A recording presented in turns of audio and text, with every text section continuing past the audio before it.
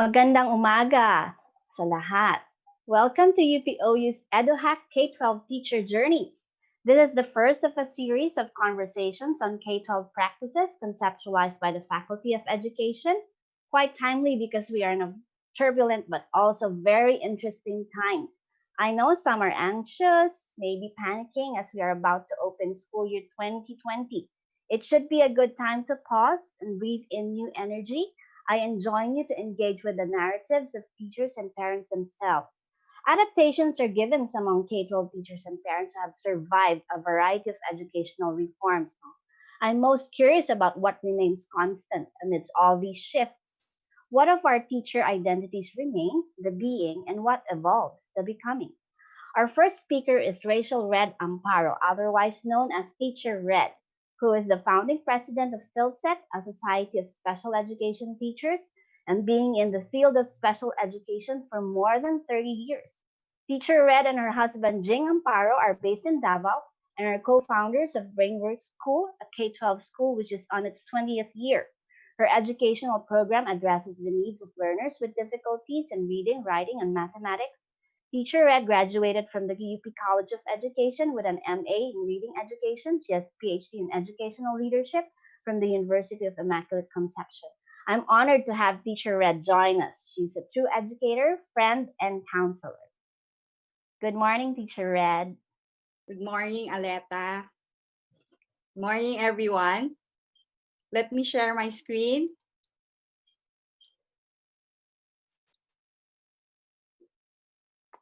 So, good morning. I'm very grateful that Aleta has invited me, given me this opportunity to share with you. Thank you, UPOU. So, our sharing for today is entitled Being and Becoming an Adaptable Teacher. I am a reading intervention specialist, so I handle 2 to 4 students every day in one-on-one sessions. I'm a teacher of teachers because I work with several teams in different parts of our country. And I think I have a lot to share with you about being an adaptable teacher, also because we already started the school year here in Davao. Yeah, that's Our good, school. Teacher Red. Can we do a presentation for your, we have a presentation mode for your slides? All right. Thank you. There. Okay. So, um, it's good to talk about adaptability during these times. Lucy Whitehall said or wrote, a high level of adaptability means you're generally able to handle change successfully. Adaptable people tend to be happier and more content. And because I was invited today to share with you, I ask a lot of questions about myself, about my own journey. So I'm really grateful. I'm wondering if I'm handling the change successfully and am I really happier and more content with what I'm doing. So there are many experts who will talk about adaptability, even business websites talk about adaptability. I'm going to talk about 6 things that are coming from my own experience. The first thing I think that needs to be present in an adaptable teacher is that you're willing to learn from others.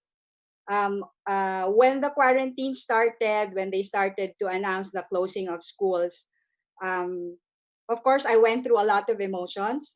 But the first thing that I did was to call my friends who have been doing it, doing online teaching and remote teaching for quite some time. And I honestly and humbly asked them to help me. Okay, so I talked to somebody who's a vice principal of an international school in Hong Kong. They closed the schools in Hong Kong around February. And so by the time I talked to her, they had been doing online remote teaching for several weeks.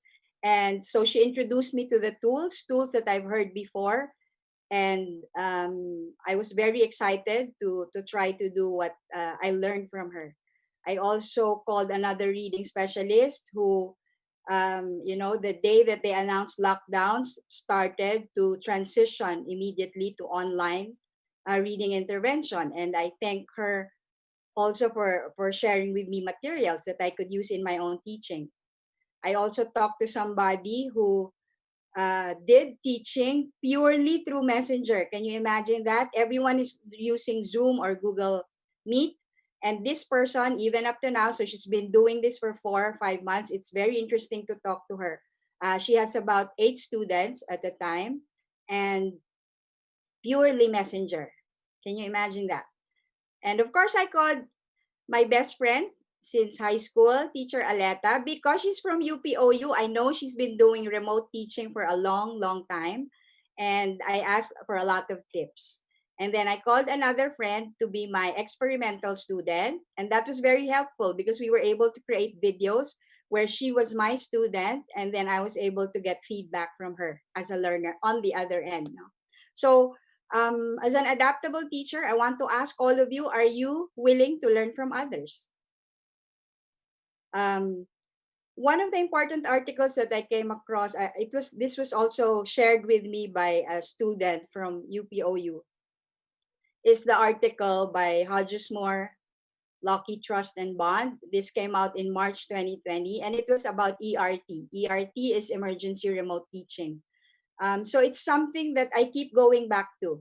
Even now, I keep going back to the article. I keep sharing it with other teachers because I want to remind ourselves that we are in an emergency, okay? And this is a temporary shift to alternate delivery modes. Well, maybe we don't know if it will become permanent or how long this will happen. But for us, let's remind ourselves we need something that's easy to set up, that's quick to set up, that is reliable during the crisis.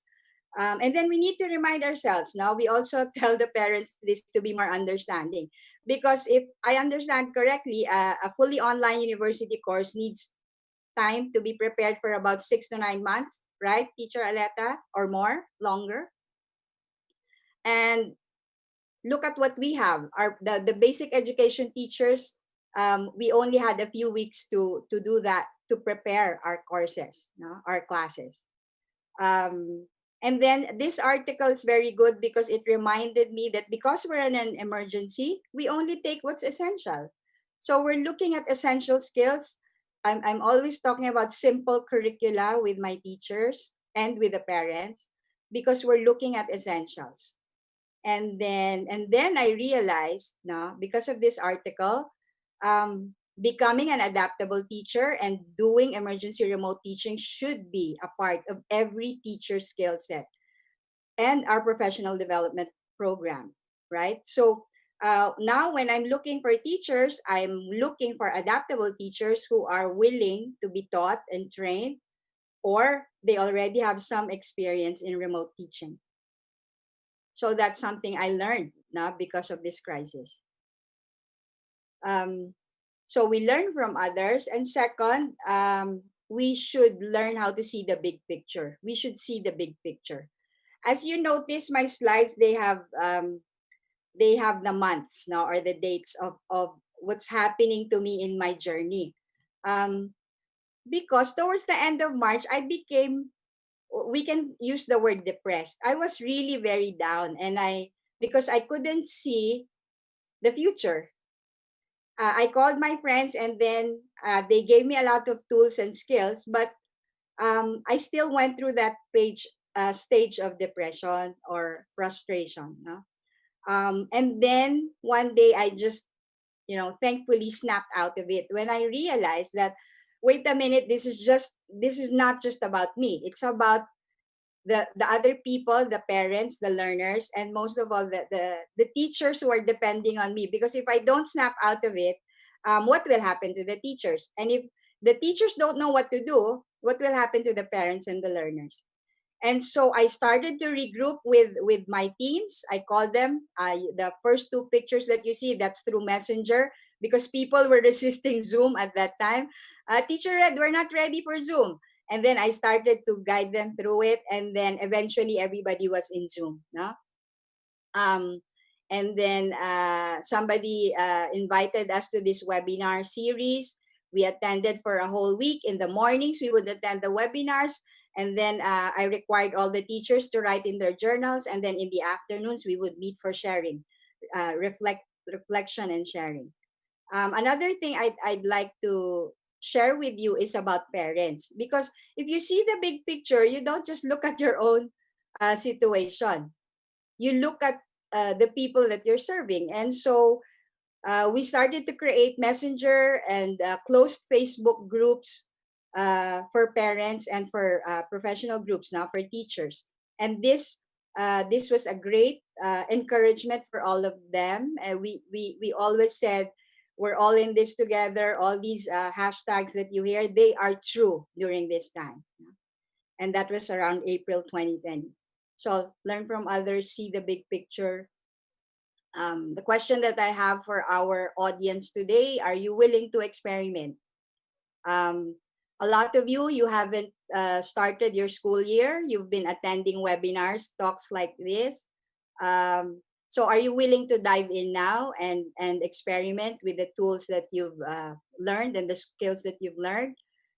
We start to do work uh, on PowerPoint, on Keynote, and then we experiment. We ask the student, try this on your tablet, and then we now are able to do different things like this matching type worksheet.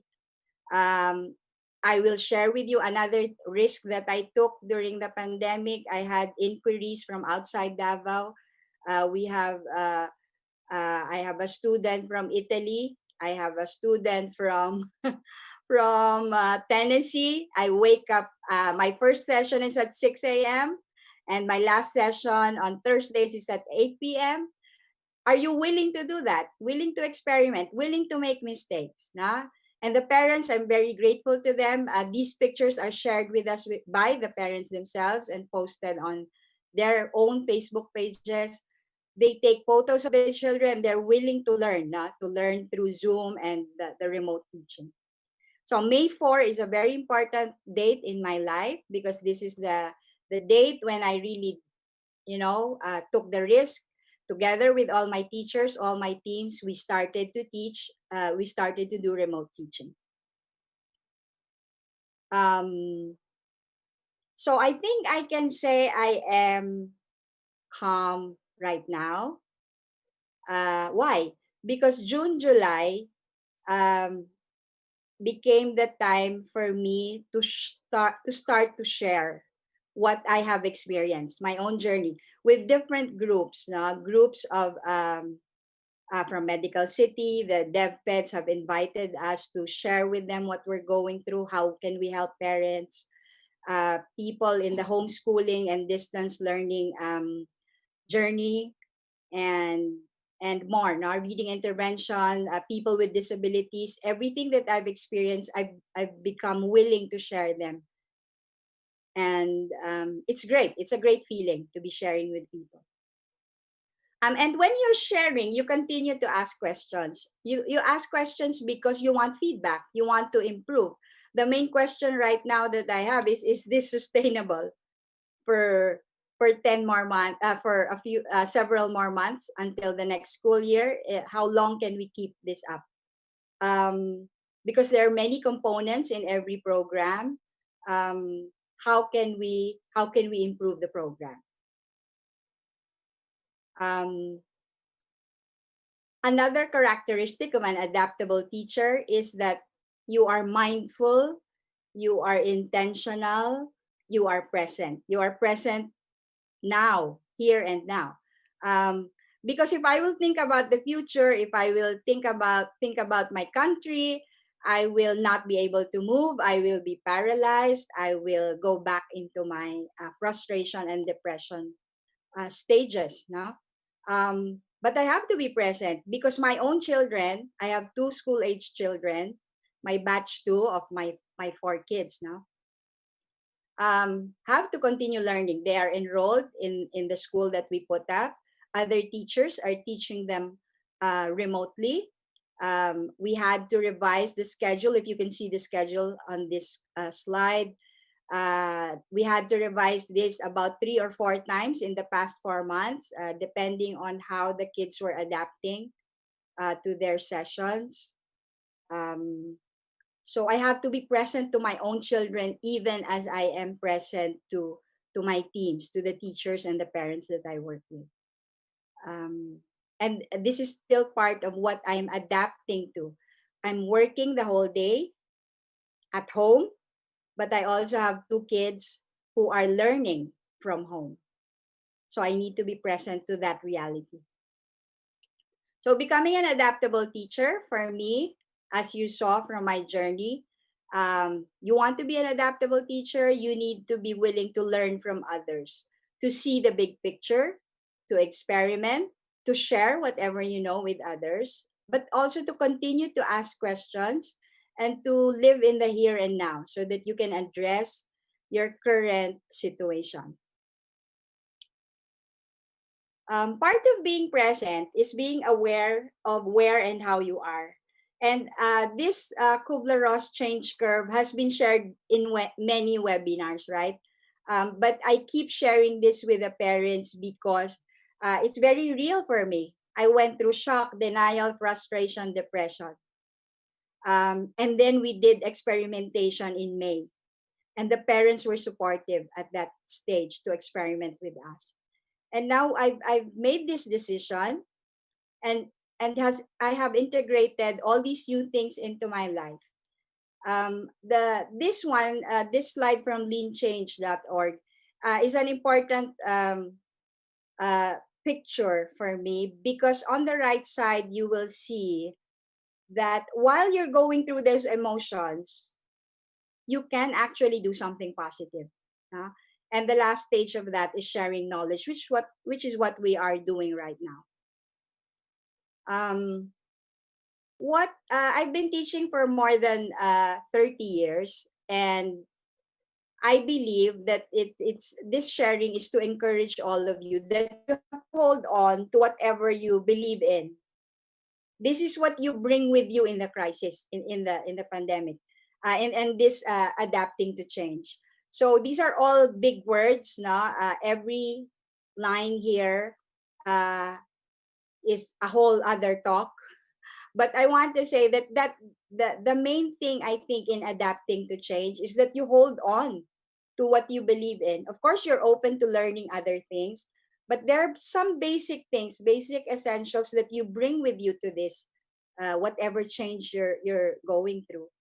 And that includes the spiritual, the faith, love, and hope that you carry with you inside you, and all the principles that you believe in terms of parenting, family, and education. Best quote.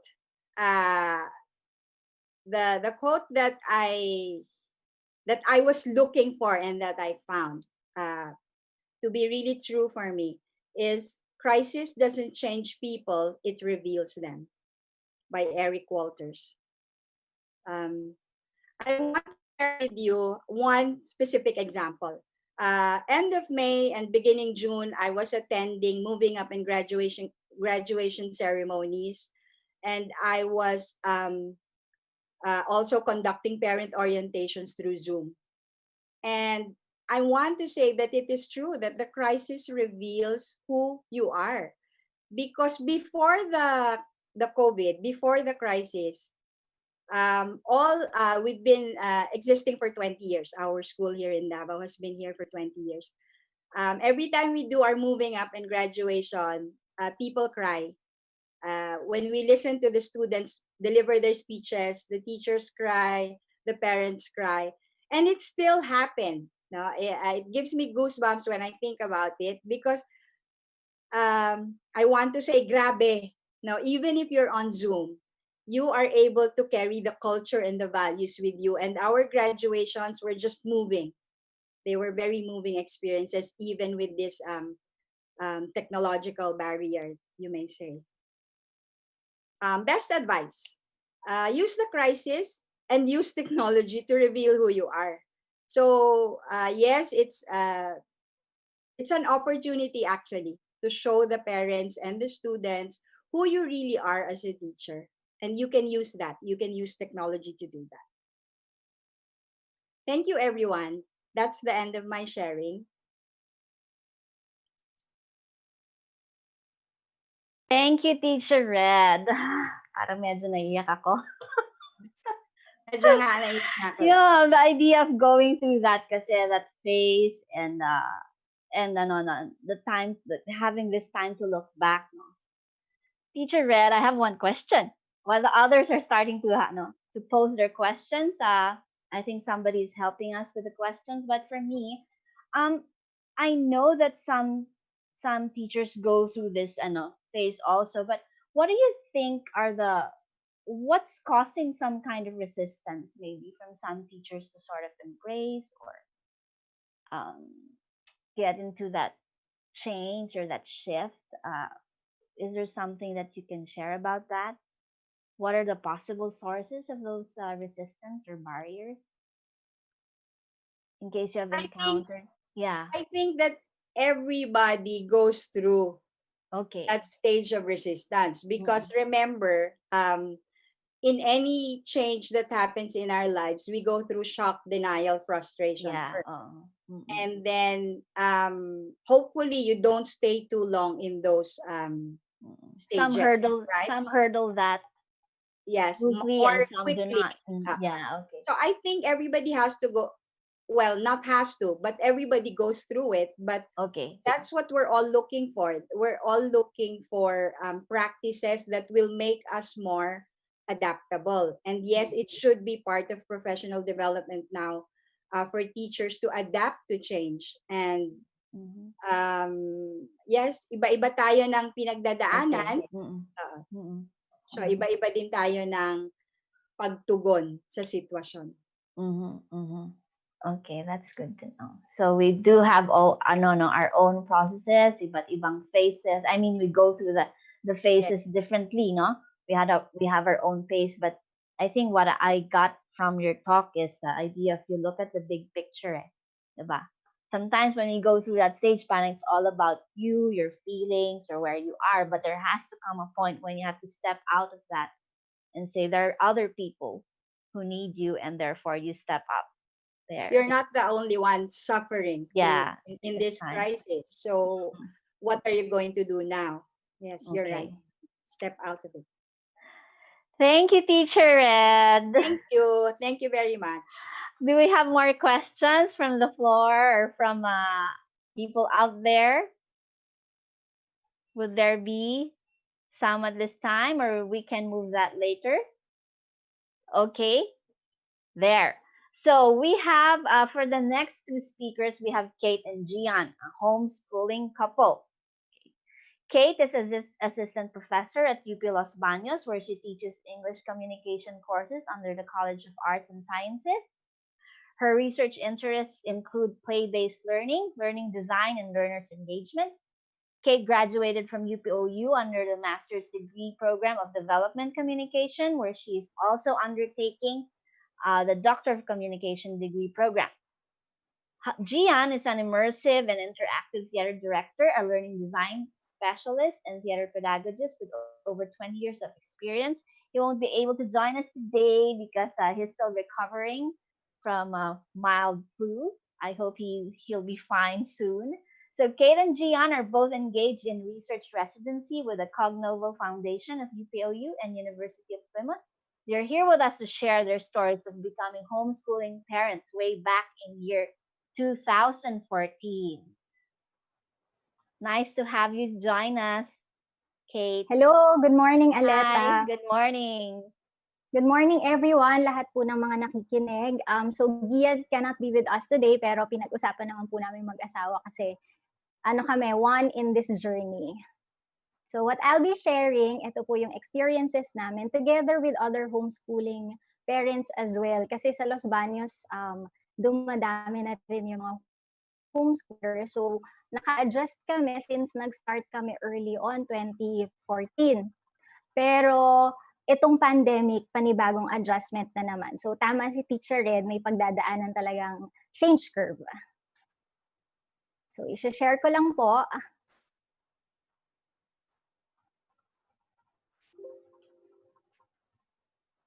Ayan po, ito ay tatawagin kong The Jesus Family Adventures. Sorry. There. Naghang po ba? Sorry. No, we can hear you. I can see your face. How about the screen? Nakikita niyo po yung We screen? can see the screen, but maybe put it on presentation mode. There. Okay. Soon. Yan. Sorry. Hindi siya mag-presentation mode. Naghang. Naghang yata. Okay. But it's visible, right? We can see it. Yeah. We can try later. Should be Okay. fine. Sige po. So, yung question, what was it like during the first months of homeschooling? When we first started homeschooling, talaga pong kapa-kapa, yung parang Filipino and intuitive process ng pag-find out how really do we go about it. At first, it was very confusing. Parang may mga questions ka or self-doubts na are you doing it right? Or tama pa ba yung ginagawa ko? Especially if yung mga nababasa mo sa research, kasi what we did to prepare is we really did our research. So, reading books, Googling, tapos yung mga, we also joined Facebook community groups. Yung sinasabi ni Teacher Red na if you're open to learning, that's what we did. Talaga pong naghanap kami ng mga tao na homeschooling parents na, and then naging successful sa homeschooling, and we interviewed them, and we tried to learn from them yung mga experiences nila. And before, we regularly met with other parents as much as possible. Once a week, nag-meet kami to talk about the plans and to talk also about our vision. So, pag homeschooler ka, walang definite way eh. Parang bawat family, meron kayong kanya-kanyang values, priorities. So whatever works for your family, I think yun yung hahanapin mo. At you continue to learn and unlearn. Yun yung isa sa adjustment doon eh, yung unlearning what you already know about schooling. And then, it's important to have a support group. So in Los Baños, we have a community homeschooling initiative. So yun yung mga kasama naming nag-adjust. So itatry ko nang i-share ulit. Although I don't know what happened. Ayun, okay. Wait lang. Hindi pa rin siya nag-share.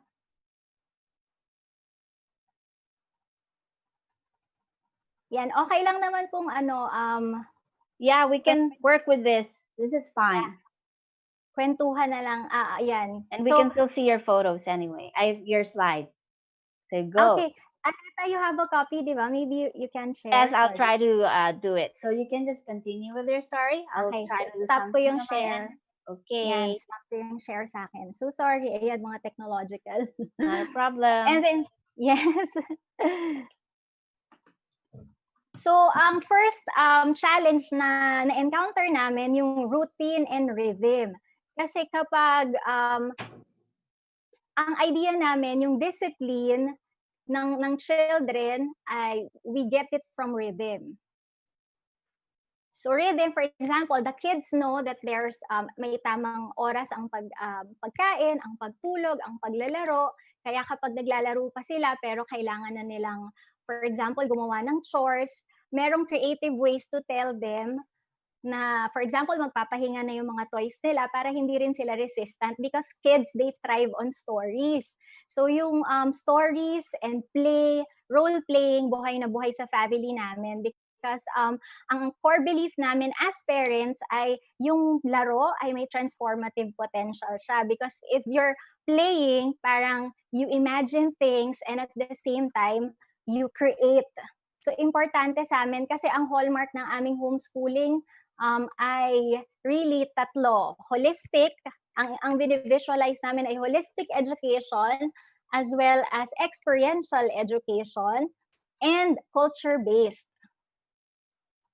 So, yeah. Thank you, Aleta, for sharing. Nakalagay sa slide ko ay Jesus Family Adventures, children teaching us to become adaptable parents. So para sa amin, being adaptable means you can easily adjust to changes na may optimism, na may happiness. Like here, these are my children.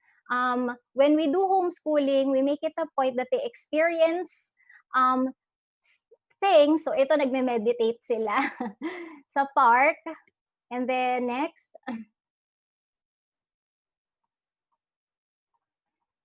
Yan, we also put value sa travel kasi we believe na kapag nakakausap sila ng maraming tao, makakasalamuha, and they get to know culture through food, interactions, and trips sa museum, sa libraries, mas bumubukha yung kanilang pagkatuto at saka yung kanilang learning, mas naaalala rin. So, we put importance to travel also. And, sige, next slide. Yan, and art, music, sa amin kasi hindi hiwala yung art and science eh. So, ano siya, continuum yung learning namin. So, they can learn math through baking, or they can learn science through painting. So, ano sila, connected lahat ng disciplines. Next. Nice. Where is this? This one na sa isang farm sa Los Baños. So, totoo yun. Sa Las Bañas siya, flower farm siya. So, we are not afraid to get dirty kasi we believe nga that when you learn, dapat buo siya. When we say holistic, yung hand, yung heart, at saka yung head. Kasi, yung iba kasi, ang tendency ay cognitive yung priority. Pero sa amin, since experience nga, we are after multisensorial learning. Talagang ine-expose namin sila sa ganyang mga experiences. Sige, next slide. And they also, yun siguro yun, kailangan ay holistic din kayo as a family because my work, I teach sa university and I'm learning about learners engagement, how to engage learners, at sa pag-aaral ko, isang potent activity yung mga laro or play as well. So, sige yan, ganun din. So, as one na lang siya, yung homeschooling, yung work namin, or yung career, at saka yung profession namin, they all revolve around play and storytelling. Kaya yung kids, na-embrace din nila yon kasi siguro kung ano yung nakikita sa parents, yun din naman yung ipapakita ng kids. So, they get involved in theater plays. Here, where is this? Is this like a festival you attended? Oo, this one ay, ayan. So, ito yung mga examples nung paano kami nag-adapt. Kasi usually, di ba, nung pandemic, nung Holy Week, may quarantine na. So, the kids actually expect na meron kaming meaningful Lenten activities. Usually, we go to Marinduque o kaya naman yung province kasi siya ng mom ko. We also do visita iglesia, pero nagkaroon ng change. So, paano kami makaka-adapt nun? So, what we did, through creativity, next slide, we brought the celebration at home. So, meron kasing project kami na immersive passion play, gamit lamang ang Facebook as a platform, na kung hindi tayo makakapunta sa church, pwede ba nating dalhin ang church sa ating home? So, gumawa kami ng, may activities every day para buhay na buhay yung celebration ng Lenten. So, they made palaspas. Tapos nag-join kami sa activities also through Facebook Live ng church. And then nagluto sila ng pita bread, parang nire-enact yung Last Supper. Tapos meron ding dress like a shepherd. Yung mga activities na pwede mong gawin kahit nasa bahay ka lang and hindi mo kailangan gumastos. Yun din yung principle namin. So whatever is at home, you use it. Next slide. Yan yung nagluto sila and then gumawa sila ng palaspas. So, buhay na buhay yung kwento ng Passion of Christ kasi napag-uusapan na wala naman din akong ginastos masyado kasi it all boils down to creativity. Actually, yung kids din ang magbibigay sa'yo ng ideas eh. Kasi yung dress like a shepherd nila, using clothes lang. Yung iba, mga pajama ko lang na ginawa nilang mga pangbalot-balot. Ayun. Here. Yan. So, another example. Before kasi we go to the park at alam nila na party yun ng parang isa ng ritual namin yun pag weekend or kahit hindi weekend, pang morning, dun kami magpapaaraw. So, if you can't do that, bring the park at home. So, next slide. Yan. Kasi yan yung nung kami, concert at the park. Okay. Was that? Concert at home. Kasi siya, the kids organized a ballet concert makikita mo yung isa kong anak ay nagpa-practice, yung isa ko namang anak gumagawa siya ng ticket, yung isa naman in charge sa food, nasa kusina siya. So, sila na mismo yung mag-organize ng mga ganyang mga activities. Kasi kapag yung energy mo ay very positive, na-absorb din nila yon na kahit hindi nyo magawa yung mga ginagawa nyo before, nakaka-adapt sila because of yung parang exciting possibilities. What else can we do? Parang ganon. Here. Yan. So, isa sa mga I believe ko na isama na nila, yung mga homeschooling parents ngayong pandemic, isama na nila sa curriculum yung chores. Dahil chores, of course, teach children responsibility. So, ang tanong naman, paano kung nagsasawa na silang mag-chores? Kasi yung mga anak ko, meron na silang schedule, morning, afternoon, pati yung hapunan, meron ng tagahugas ng pinggan.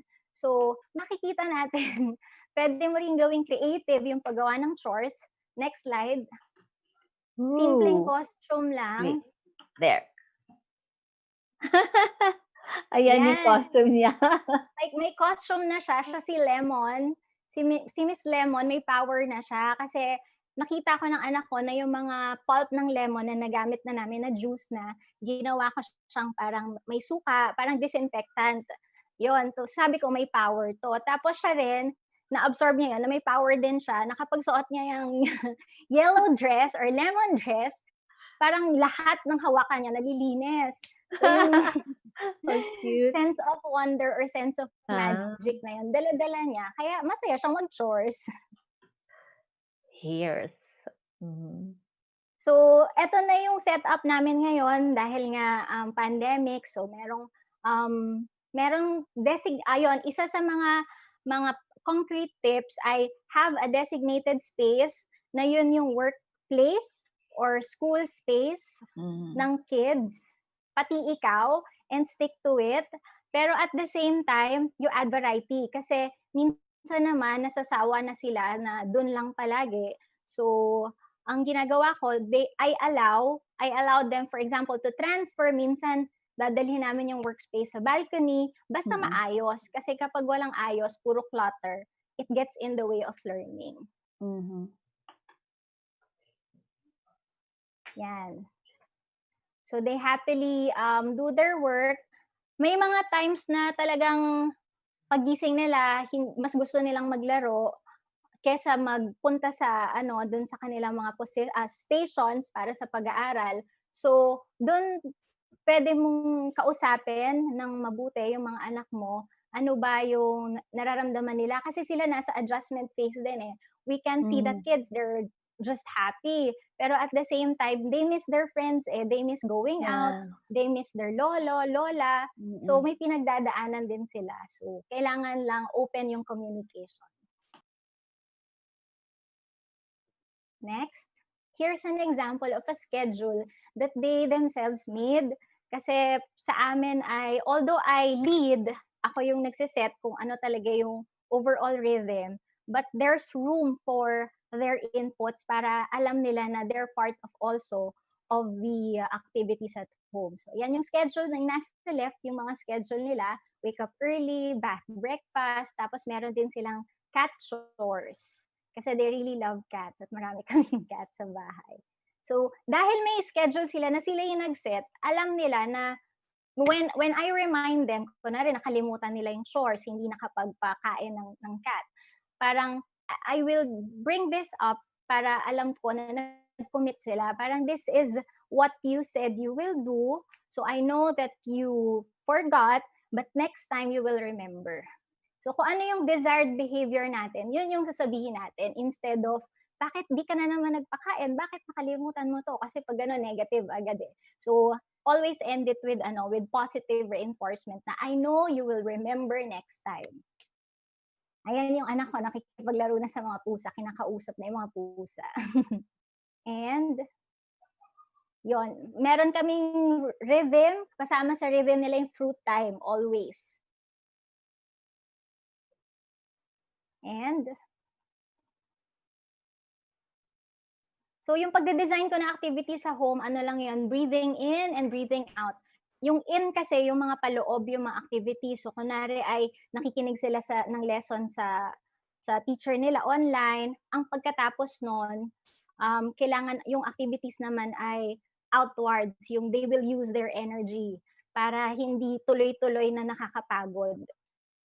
Tapos ito, give room for adjustments. Like, kapag inimbita ka ng anak mo na magbahay-bahayan or maglaro, I say yes. Pero kapag talagang you're in the middle of work at hindi pa kaya, pwede mo siyang kausapin. Be honest and be truthful. That's what I found out sa mga kids. They're very forgiving. They're very forgiving na ikaw na mismo yung mapapaisip na, hala, what did I do to deserve this kind of forgiveness and love? Kasi maraming mga times na hindi ka pa ready to engage, and then, for example, nasigawan mo sila. It's normal. Do not parang feel guilty or shame, kasi mababang energy yung shame and guilt eh. Instead, pick up from there and ask their forgiveness, and they will readily give you a hug. Next. Yan. So, incorporate games, playtime. Ano pa? Next. Tapos, you can make use of kung ano yung mga nangyayari ngayon para hindi sila detached doon. Gagamitin mo rin as learning points. For example, ito, may call ng mga cards for the frontliners. So, ano lang, invitation lang, hindi mo i-impose kasi hindi mo naman mapapagawa. Parang hindi naman sincere kung impose, diba? So, you invite them, uy, yung mga frontliners natin, ay ganito yung situation, can we cheer them up by making cards? So, ito example na ginawang card ng anak ko, mapapansin nyo, very, interactive kasi meron siyang instructions, hindi lang siya card. So, just trust the process and trust them. Ito naman yung, yung my brother-in-law is putting up a business. So, sabi ko sa mga anak, kids, pwede nyo bang gawa ng logo dun sa ginawa nating vegetarian burrito? So, yung mga bata, gawa sila ng logo. So, it's part of the class na rin. Kasi conceptualization yan eh. Next. So, babalik ako dun sa sinabi ni Teacher Red na yun nga, very important ang support group, be willing to learn from others. Ako ay very fortunate because my family is really big, happy family. So, kapag meron talaga akong commitment sa work at hindi ko magagawa yung responsibility sa kids, nandiyan lagi yung parents ko or yung kapatid ko to support us. Yon. And finally, ito yung lagi kong iniisip lalo na kapag nagkakaroon ako ng mga down moments kasi darating at darating yon. So sabi sa Isaiah 54:13, all your children will be taught by the Lord, and great shall be the peace of your children. So it's a commitment na natin kay God, and God also commits to us.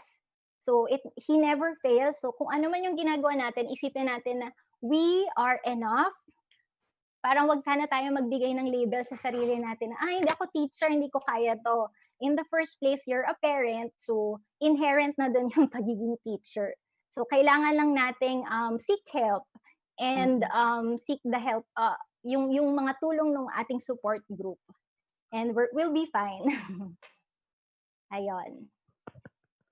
Thank you very much, Kate and Gian. That's Gian also in the photo. Cute nila. Ayan si Gian.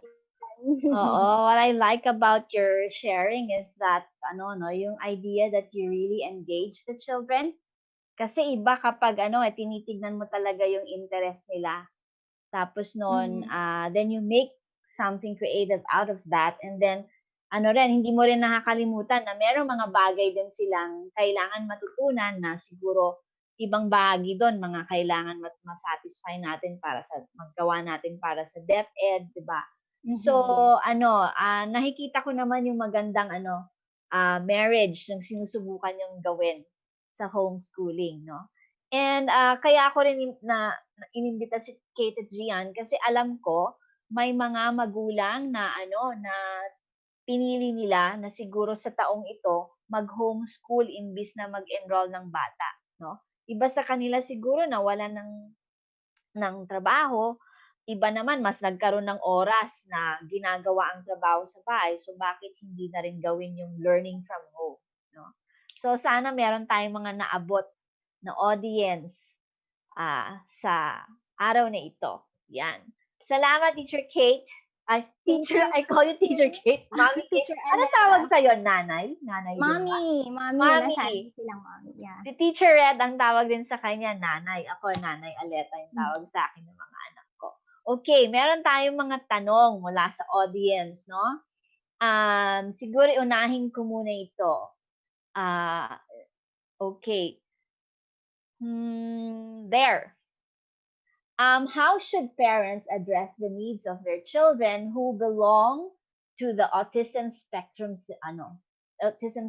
or those students maybe who have ASD, or considered in that, considering that they need special consideration, no? Yes, I do feel, no, the concern of parents with special children or with special needs children. So maybe Teacher Red can share a bit of her experience. How was it like now? I know that you address students with special needs in your school, or how can they try to do that? That kind of support that they can do from home. There. Hi. Um, so I'm speaking as a teacher, a SPED Mm-mm. teacher now. Okay. Okay. For the schools, dapat kasi talaga may option na Mm-mm. binibigay sa mga parents of students or learners with special educational needs. Mm-mm. If you're asking as a parent, ang babalik ako dun sa pre-COVID, pre-crisis. Ano ba yung ginagawa natin, no? Ang sagot kasi sa tanong, also, the answer depends also on the economic status. Mm-mm. We have parents who, as you said, have lost their business or source of income. And so they informed us that they would stop from the intervention that we're offering them. Mm-mm. So that is from reading intervention and SPED intervention. And so we have a support group for family on Facebook. We give them tips. For example, number one for ASD children is really to have schedules, as Mommy Kate said. No, do you have a schedule already at home for your learners or child with special needs? I will also go for the routines, the chores. Pag may behavior naman na mahirap i-handle, kasi nga po, nasa SPED field ako, I would always say seek the help or the consult with a SPED teacher. Kasi merong mga behaviors na hindi talaga ma-handle ng parents sa bahay, and we need consultation for that. On the school side, sana po yung mga teachers and educational leaders who are listening, we really have to offer the option of individualized instruction. So we have started, we're on our 6th week already of schooling here in Davao. And I will tell you about 3 children in our school who have ASD. The teachers themselves observed that these children will not be able to participate in online classes with 19 other children because our cap is 20 kids per class. And they cannot participate. So we have to offer to the parents individualized instruction through Zoom. Yun po yung nakikita kong shortest answer that I could give. Consult, look for ways, but for now, individualized instruction will really, really help our ASD kids who are not able to participate in a group setting. And even in pre-pandemic, we already have like existing teachers who specialize on addressing the needs of children with autism. So it's just a matter of seeking them out. If you need help, you can pop me an email. I can just send you the email of that friend, but you can look for her at Facebook. Her name is Teacher Tin, Christine Joy Asas. No, and she's going to speak with us much later. We have our next few Edu-Hack sessions, and I've invited her to share something from her experience. So we hope that you can still join us at that time. Now, there's another question here related to homeschooling children. No, here, is there a proper age? This is from Lisa. Is there a proper age for starting a child to homeschool? How do you get accreditation from DepEd in case the children has to go to school? Maybe Kate can respond to that. Okay, in terms of proper age, kasi yung kindergarten and nursery, actually yung rhythm at home, as I read yun na yung curriculum for them kasi yun yung iba't iba kasi yung paniwala eh. Pero sa amin, we started, yung youngest namin grade, katatapos lang niya ng grade 1 and then grade 2, yung nag-start kami ng homeschooling. Pero yung mga sumunod sa kanya, kasi I have 4 kids, lahat yon nag-start na ng kinder sa homeschool. So, nag-work out naman, pero talagang trial and error yung nangyari. You just have to trust the process. But in terms of accreditation, what we do is, we purchased yung isang accredited homeschool provider para yun na yung magiging program nila kasi talagang yung tanong nga will it be sustainable? So habang lumalaki na sila at marami kasi sila so talagang hindi ko rin kaya solo. So what I did is we found a provider na may accreditation although sa US. So paano naman yung Philippine accreditation? What we do is we apply for PEPT exam. I believe ang meaning niya ay Philippine Educational Placement Test. So the placement test is meant for students to take so that you can ascertain at what grade level they should be in, and then kung ano yung certificate of rating that you will get from DepEd, that's what you will show dun sa school kung ililipat mo na sila sa mainstream school. Yeah, and I'm sure Teacher Red has accepted students who come from homeschooling backgrounds, right? Teacher Red? Yes, I also want to share at this point, our school in Bacolod, Lamblight Catholic School, has a homeschooling department. So, yun pong sinasabi ni Mami Kat na homeschooling provider, meron na po rin tayo dito sa Philippines, and that is DepEd accredited already.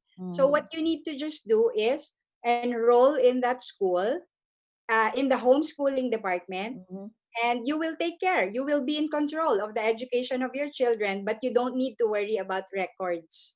But of course, it's really a family and parent support group. No? So it supports the family. So yun po, yun lang po yung tinatanggal natin na mahirap na obstacle. By having homeschooling providers like that one, like this school, we are able to take care of the accreditation for the parents. Hindi na po mahirap para sa kanila. I'm also involved in a small school, the Builder School. What happens is that pre-pandemic, we already have like homeschoolers taking a few subjects with us. So meron coming maybe in grade 6 to be more prepared. He sort of took math with us. And some took learning projects if they want something more engaging in terms of doing their projects, and they have classmates they can collaborate with. So there are schools out there who actually welcome homeschooling parents, and they tailor fit your needs to maybe what's really more important for your kids to learn, deciding on what is essential, and then you go to them, and then you can negotiate for matters or for things that you think your children will need there. Thank you, Teacher Red, for that sharing. And Kate, we still have time. So there's a question here for coming from wait, maybe this one because this is a bit close. Is it okay to postpone the schooling of my daughter? This is from somebody, Delara F. Is it okay to postpone the schooling of my daughter? It's kinder for the school year alone. I have so many things to consider. First and foremost is your safety. There. So that is maybe a seeking opinion from us. What do you think? Okay. Ako, when I talk to parent groups, I always say that we have 3 choices. We have the gap year, and that's what you're considering po, this audience, this participant. That's what you call the gap year. You want to take it easy, chill ka lang this year, and the child will learn anyway, no, from whatever experiences you provide at home. The second option is homeschooling. A lot of people are transitioning to homeschooling. And the third option is distance learning or remote learning. And ito po yung mag-enroll ka sa school. Yes, there is a campus, but I just want to say that we are most schools that have, I mean, all schools that private schools that have opened since June and July are all safe because it's all remote learning. Wala Yeah. naman pong face-to-face dyan. So kung yung Oo. safety ang primary concern ng parent na ito, we are safe because it is remote learning. Everything is done through the learning management system and through online. So gap Yeah. year, homeschooling, and remote learning. Yeah. Mamili po kayo dyan kung anong gusto niyo. And somebody is also asking here about homeschooling for grade 7 and coming college freshmen. Is that possible? I think it is. Yes, it is very much possible. No, I know of a parent who also went through that, and then yes, they can get into universities coming from a homeschooling background. You just need to make sure that you have your students records, no? Yes, teacher, 'di ba? Meron mga homeschooling at grade 7. Yes, because brick and mortar schools like ours that have homeschooling options offer it from K to 12. Yes. In the Okay, so grade 12, definitely. either you do homeschooling or remote learning, the accredited schools like ours will be able to offer that for you. Yung first year college, narinig ko po sa end ng question, I will not be able to answer. Kung homeschooling. I think tertiary level schools are like opening schools, but still doing online. My suggestion is you let them engage, let them swim, right? Let them learn. This is the time for them to just try to go for it if they can manage doing an online courses and classes, because eventually they will really get into those, no? Nandun na po kasi ang tertiary level education. May mga blended programs na po abroad, dito na rin sa Pilipinas. So magandang panahon talaga na i-break in na sila while freshmen. But that is just my opinion. Okay. Now there's a question here, adolescent concerns. It says here, where is that? Is it advisable to monitor teenage children in their online classes? How should we supervise without appearing like we're hovering? Ayan. I have yung eldest ko ay 12, although hindi pa siya Wow. teenager. Going Nice. there na, going there. Okay, go. So, I wouldn't use the term monitoring kasi, ayan, medyo military yung dating. Parang surveillance ang dating. So as not to appear na para kang hovering parent, I give her space, but at the same time, I do not allow her to lock yung room kasi yung iba nagla-lock na eh. I think she's too young to do that. Para rin, and then also, I am open, I explain to them, like for example, I see a Facebook article about yung mga evils ng internet, yung mga unseen threats sa internet. I think she's old enough naman to understand kung ano yon. So we read it together, and then para alam din niya na may mga naglo-lurk sa internet na, for example, hindi kaaya-aya or hindi desirable. Para once she sees the signs, sasabihin niya sa akin. So kailangan lang open yung communication. And then I ask them to keep journals para sinusulat nila doon yung kanilang mga thoughts and feelings. Yan, binilan ko yung tigi-tigisa, and I ask them to personalize it, dinesign nila para they really own it. Nakakatuwa. May nabanggit ni Teacher Rochelle yung journaling din ng mga teachers niya. Tapos, mga bata din, di ba? It would be nice to even, have some teachers blog about their experiences, and then, that kind of sharing online would be something interesting to get into. Yeah. So, in the future, aabangan ko yung blog, Teacher Rochelle. Teacher Red, yes, you're about to say something. Yes. So, to that participant, I want to share my experience. I have 2 adult children. They're 25 and 22 years old. That's my batch 1. Yung picture that I showed you a while ago, that's they're 8 and 9 years old, my batch 2. So my experience with teens before and after COVID, is I didn't sit in their classes. in the face-to-face classes. Therefore, now I expect parents not to sit beside their children during the online classes. I'm talking about regular learners, okay? So for the SPED students, students with special educational needs, there is really an expectation for an adult to be beside them, depending on the severity of their disability.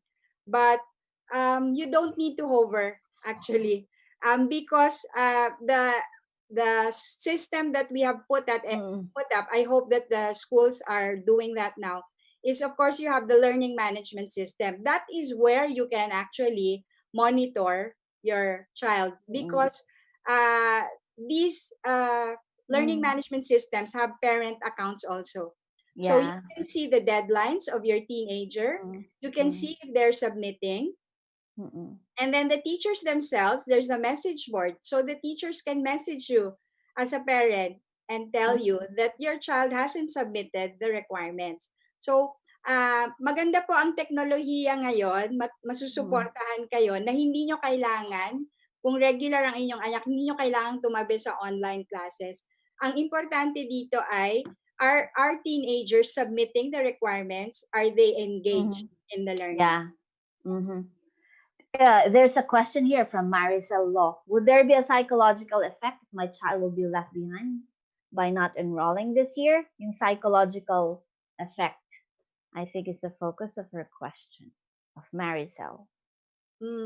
What are your thoughts on that? If your child is 5 years old and you are a very engaged parent, you're doing a lot of activities at home, that's the only question there is the accreditation, right? Yeah. Because if the child is 5 years old, at the end of all the learning, you get a certificate that you have completed kindergarten. That's the only thing that's missing. But your child will learn from all the play that you have provided, as Mommy Kate has shared with us. No? Psychologically, ang gandang support naman ng home if you are If a we parent have, who is engaging. if there's like a supportive family or even an extended family supportive of your child at home, I believe your child will be able to cope, no? But if there is that question of being left behind by not enrolling this school year, that will really depend on what experiences parents can provide, or even not necessarily the parents themselves, but could be another if you have like a parent support group, no, that can come in. But ano yan, iba-iba rin po kasi ang mga bata, no? Lalo na kung teenagers, iba yung effect sa kanila ng pandemic. May mga lumalabas na yun ng mga studies na talagang challenge po sa mga teenagers itong shift, itong pandemic na nagaganap. Kaya minsan, kung ako siguro yon, kung anak ko, teenager, mas siguro kailangan ko siyang i-enroll kasi gusto ko yung mararamdaman niya na kahit papano may bahagi sa buhay niya ang umuusad kahit sa pag-aaral, may kasama siyang iba na makakausap niya kasi alam kong hindi ako lagi yung kanyang gustong kausapin, no? So, depende po din yan sa edad ng bata. Meron isang tanong dito tungkol sa mga pamilya siguro na galing sa low or poor economic financial status. How can they be able to adjust with this new normal, knowing that even before the pandemic, mostly can't really support their children's education? That's a tough question to answer. Yes, actually, Aleta, yan din Yeah. yung concern namin as we design our courses here in UP. So, same lang din yung pinoproblematize natin. So, siguro dun sa parents, yung mga na-share ko kasi because for one, I'm already a teacher, pero at first talagang ang tingin sa akin ng mga anak ko ay hindi pa teacher, mommy pa. So, importante rin kasi na magkaroon tayo ng consistent efforts para makita tayo ng mga anak natin na, for example, teacher. Kasi magkaiba siya talaga eh. Parang, I mean, may ganong disconnect. Tapos, kung low income, kasi totoo naman na issue ito ng economics din. Like, access na lang. So, ang principle na ina-apply namin talaga, bahay-bahayan. Dahil sa bahay-bahayan, yung learning, we make use of kung ano yung nasa paligid. For example, simpleng communication. When you communicate to your grandmother, grandfather, paggamit ng mga magagalang na salita, that's part of schooling na. Kasi meron lang kasing thinking na ang schooling may mahuhuling bata kapag hindi academics.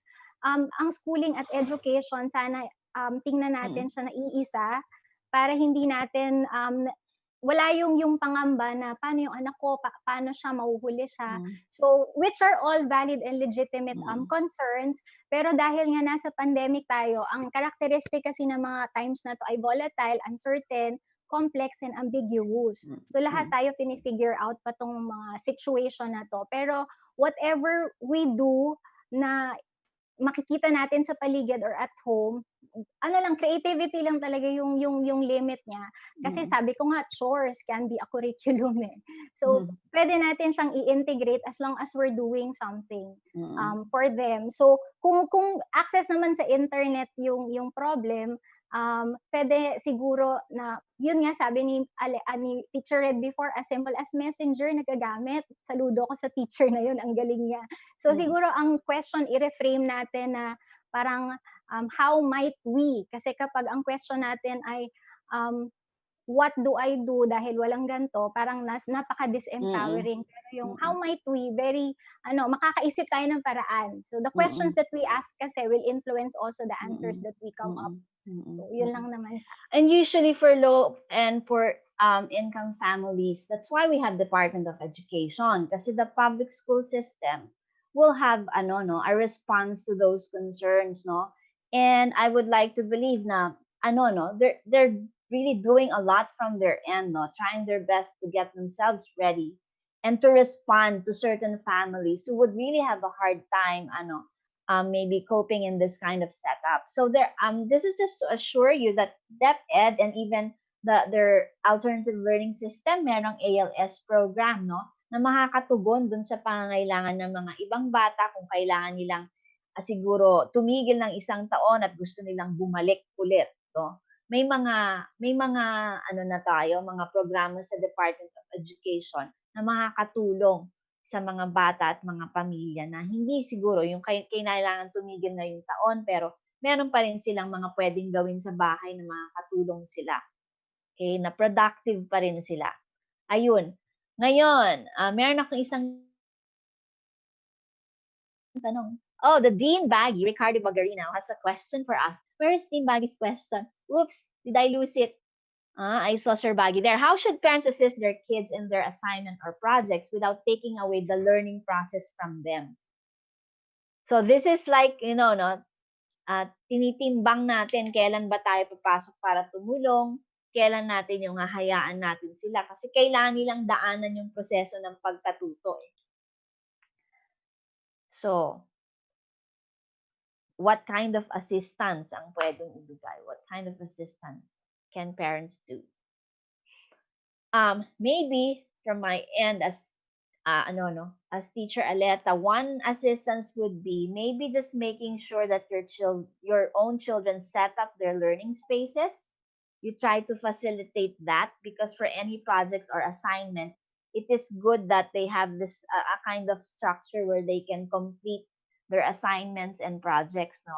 And it would be good to just make sure that their materials are ready, or you talking through that phase of getting through their projects, o kaya meron silang kalendaryo kung saan nasa-schedule nila yung progress ng kanilang projects mula sa simula at hanggang sa huli. So yun yung mga suportang nakikita ko na makakatulong yung magulang sa bata. Nakita natin yung mga sinubukang schedule kahit nila Ma'am Kate. Ayun. Ako, I would like to share as a working parent kasi my work is from 8 to 5. I try my best, no? Except for that one 8 to 9 p.m. once a week. So I have no time to teach my children or to sit with them in their sessions from 8 to 5. My learning management system, I have the time to look at that. I am not a good parent, sinasabi ko sa sarili ko. Kung ang expectation ay traditional. Okay? So, I go back. The crisis reveals who I am as a parent. may struggles din ako kasi naiisip ko baka yung ibang parent nakasubmit na sila lahat on sa deadline, di ba? Or may dinidiscuss sa online session, tapos yung anak ko hindi pa nakagawa nun. So wala pa siyang mai-share. Pero tinatanggap ko ito. Ano ba ako as a parent before the crisis? I just check on them. I sign the home reading log. I sign this form that my child has done the homework. Yun lang kasi yung expectation sa aming school. So ngayon, ganun din ako. And I think the schools should take into consideration parents like me. Okay? Mm-mm. I am not going to sit down with my child and teach a new concept. So I Yeah. will communicate. I will message the teacher and say, I've done this before in my own school po. And I'm still doing it now. I'm saying, teacher, my child cannot do the assignment independently.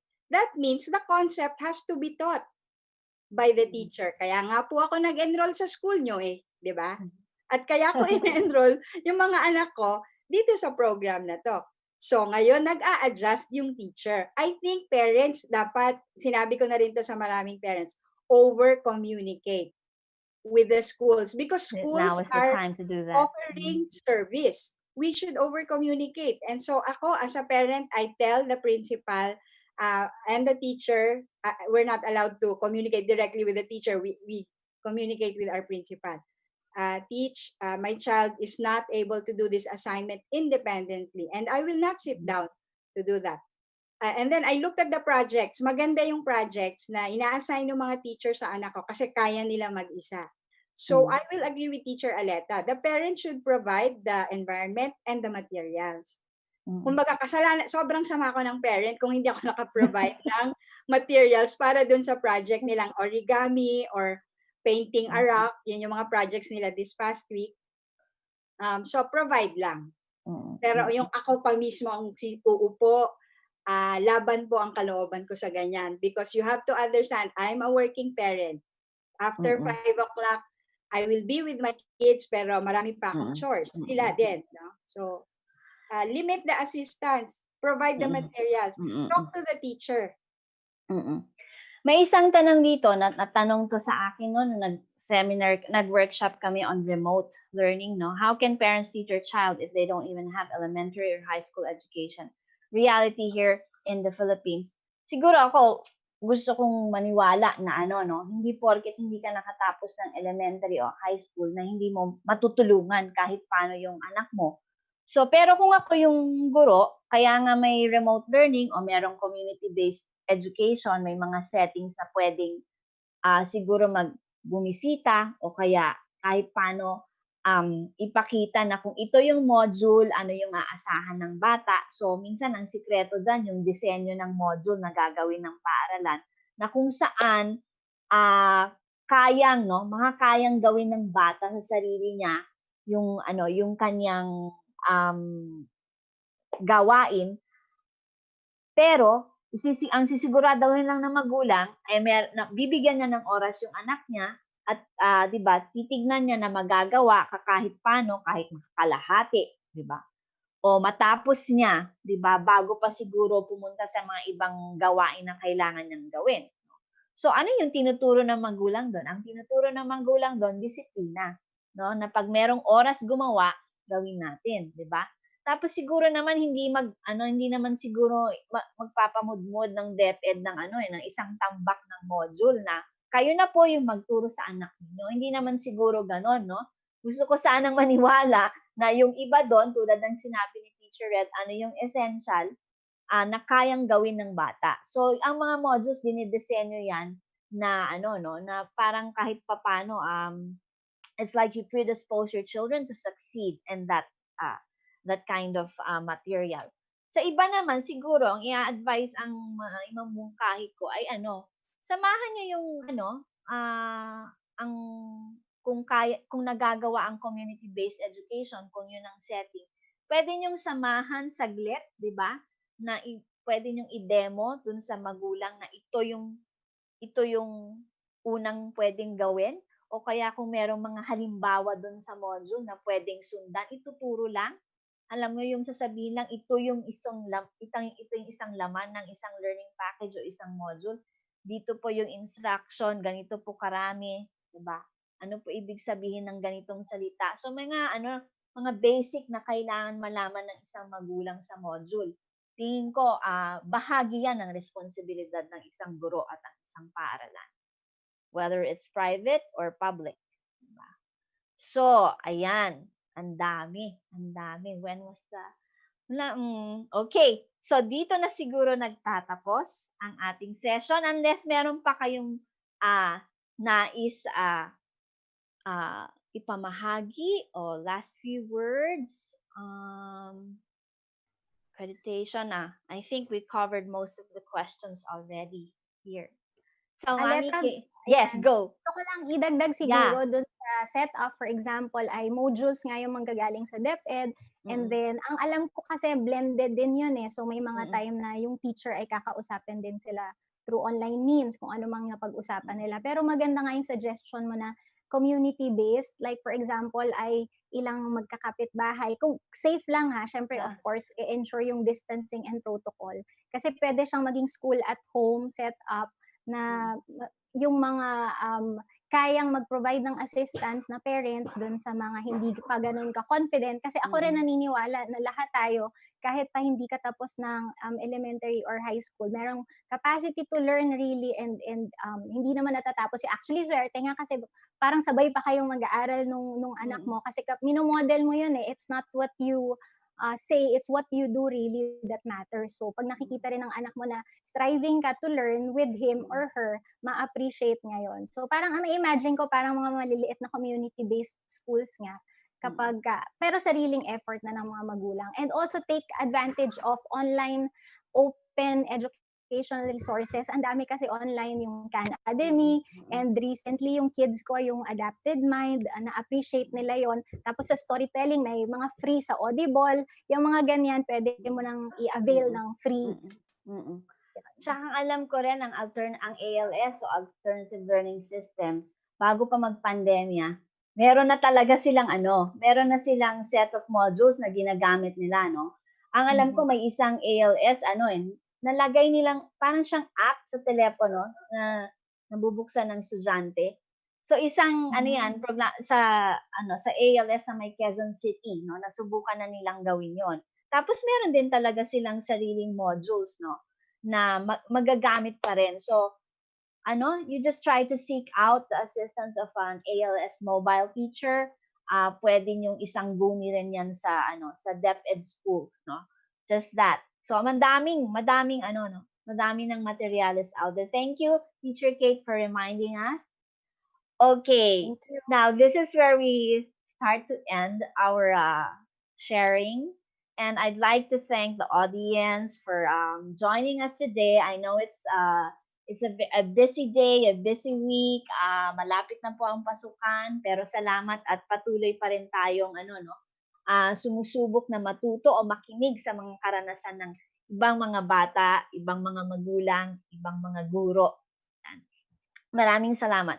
Now, just to remind the audience, there will be a series of webinars, Edu-Hack and K-12 journeys.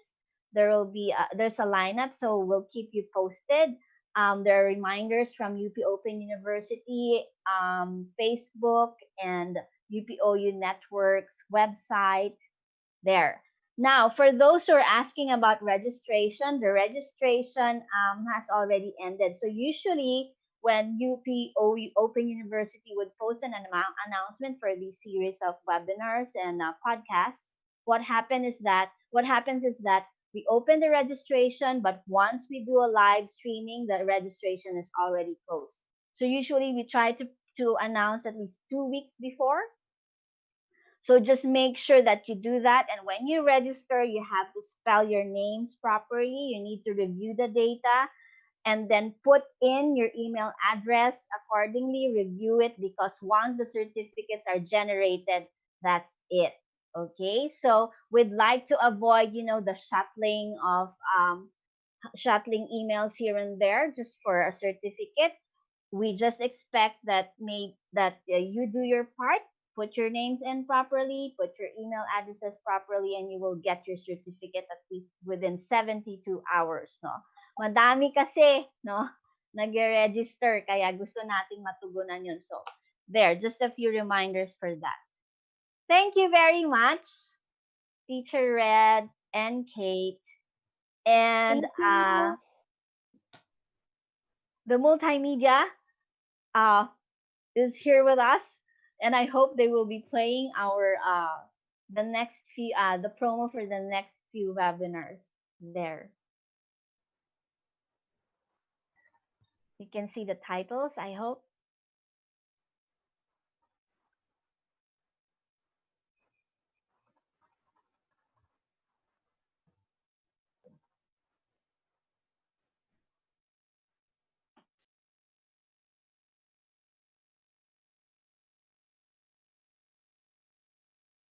Yes, we are closing. Thank you for your questions and for the the length of time that we spent answering the questions.